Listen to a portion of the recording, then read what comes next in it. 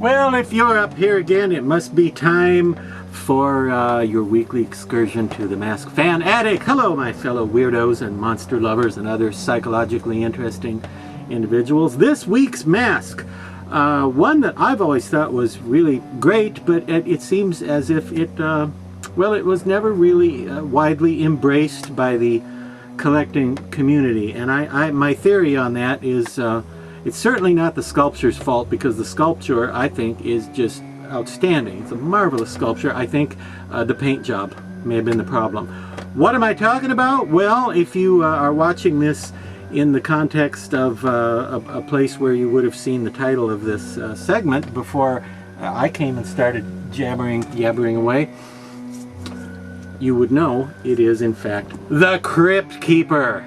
Yes, the Crypt Keeper, as seen in the HBO TV series from the late, remember that? From the late 80s, early 90s that was on, remember? Tales from the Crypt, and this was the Crypt Keeper.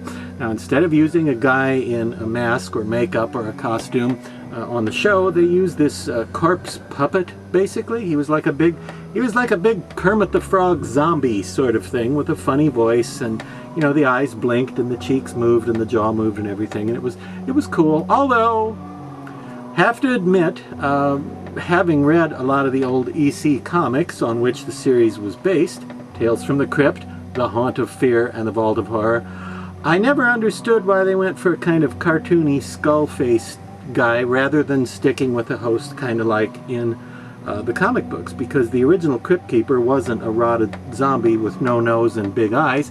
He was kind of an old man, kind of an ugly old man in a blue robe, and he had long white hair, and he sort of had a medieval look about him, like you might find him in an old dungeon, something like that.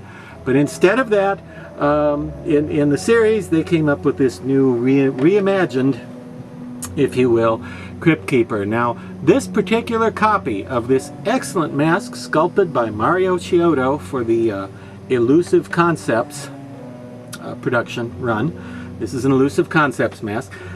This particular mask was painted by me, and Laura put the hair on here. So this is a little more deluxe because the paint job that it came with bothered me, because it was a very, very dark brown. There wasn't any of this yellow-green in it hardly at all. And I saw a bunch of these because costume shops would carry them, and you know, they were around. This mask came out in 1997, and it was in production for several years after that, and you'd see them at Halloween, at the Halloween stores and such. And it was always this really dark, almost like a chocolate bar, almost that dark. And I think, for one thing, it didn't look very accurate to the way he appears in the series.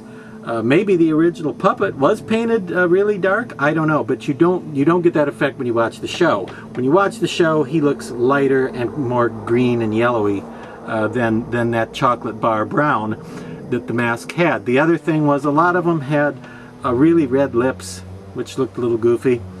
And the hair was pretty decent. It was a piece of a wig, basically, put on. Hair on a weft, that's called. You see, here's the weft, and here's the white. Yeah. Do they use white hair? White? Yeah, never mind.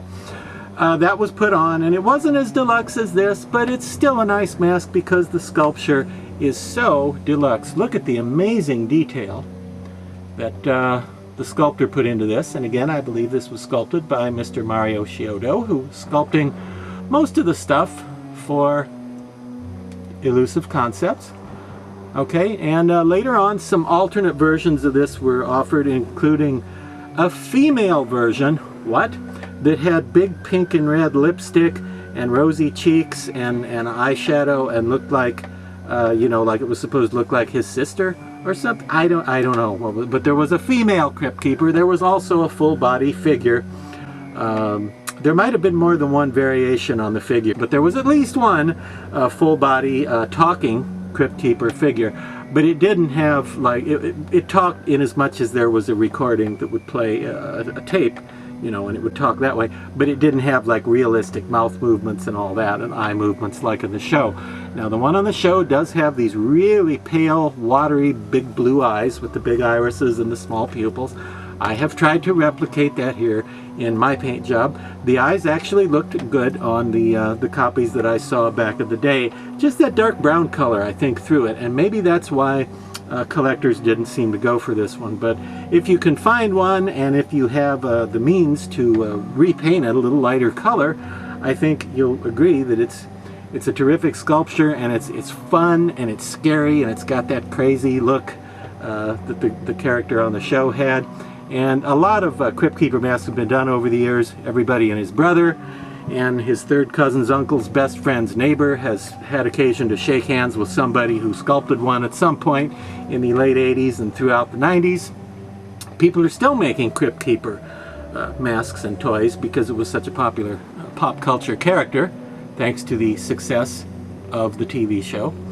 But of all those masks, this is my favorite of the Crypt Keeper masks. To me, this is the one to have. It best embodies the crazy spirit of the character, and again, I love the detail on it because it's got this very realistic rotten skin texture going on, and it still looks fun. He looks like he's smiling and looks like a corpse who enjoys his work. And well, you know, I think that's always good. Somebody that enjoys their work as much as he does. You know, when it comes to a grave digger who keeps falling into the grave, you gotta love a guy who throws himself into his work, and this Crypt Keeper is certainly one of them. So check around for it, and until next time, well, here's looking at you. Oh, would you like some first?